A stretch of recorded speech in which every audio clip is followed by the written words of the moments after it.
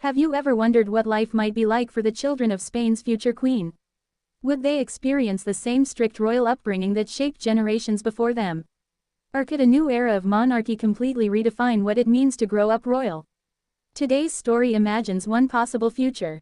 It is a fictional tale inspired by public figures and is created purely for entertainment. As the morning sun rose over Madrid, Princess Leonor stood alone on a palace balcony.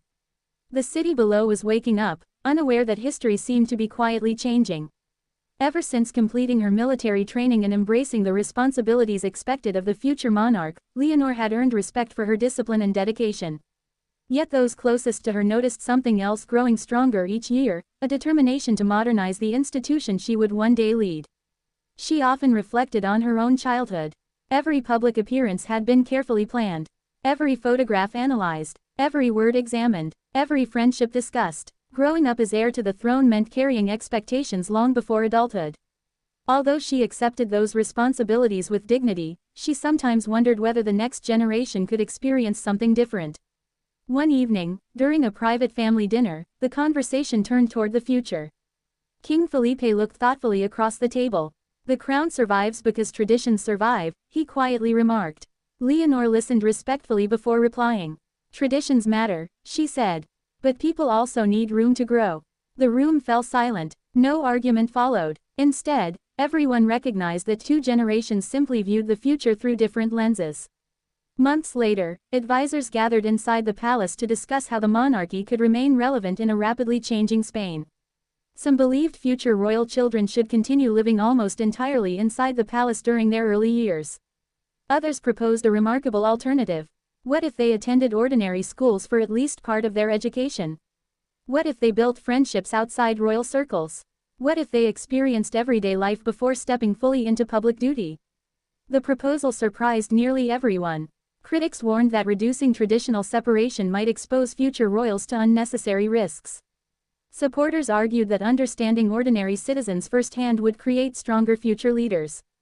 Leonor listened carefully to every opinion. She understood both sides. After all, she had lived the unique challenges of royal life herself.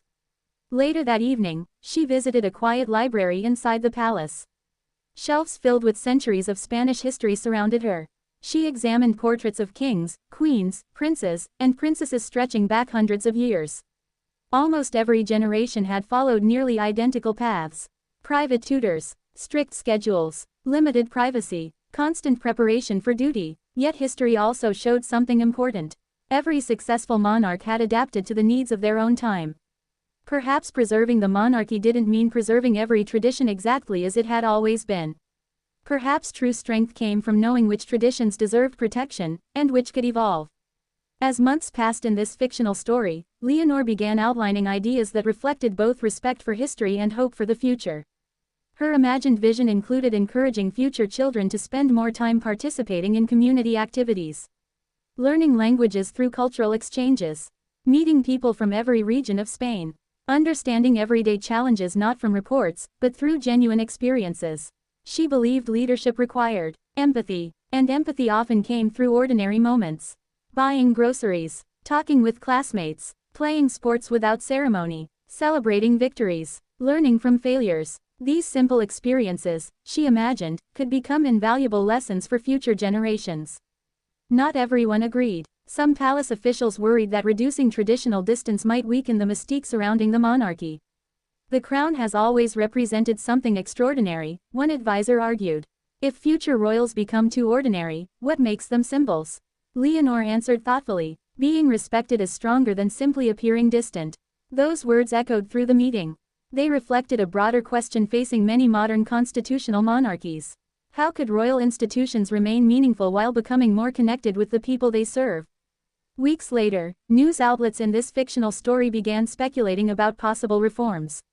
Commentators debated every possibility. Some celebrated the imagined changes.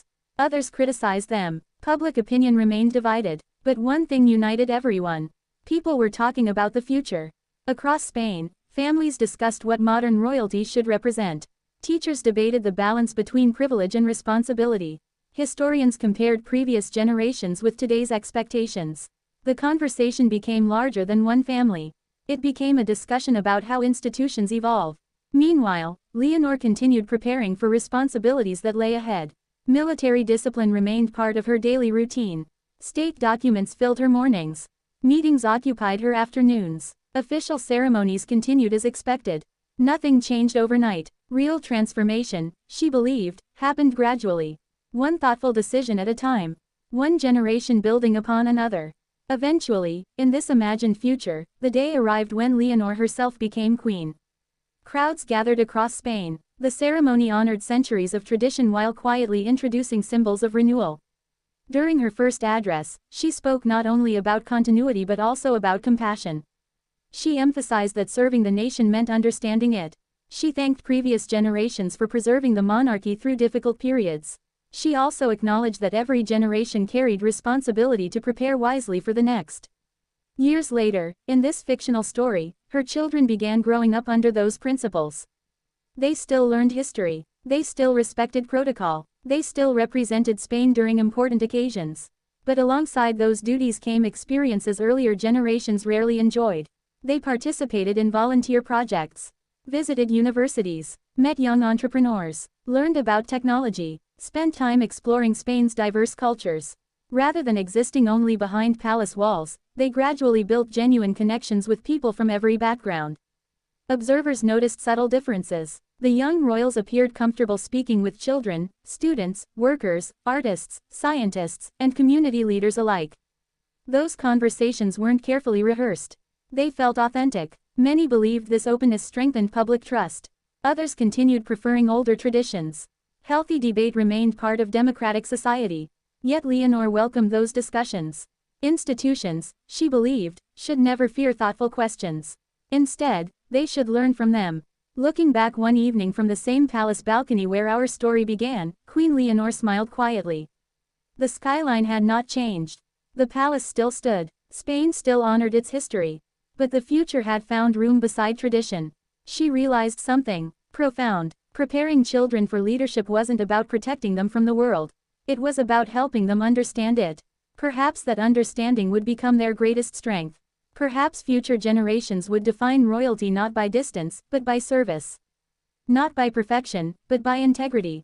Not by tradition alone, but by the wisdom to preserve what mattered while embracing thoughtful change. And maybe, just maybe, that would allow Princess Leonor's children to grow up very differently from previous royals, not because history had been forgotten, but because it had been understood well enough to inspire something new. Thank you for watching. Remember, this story is entirely fictional and inspired by public figures. It is created for entertainment and should not be interpreted as a depiction of real events or future plans. If you enjoyed this story, don't forget to like, subscribe, and join us for more imaginative royal tales. Until next time, goodbye.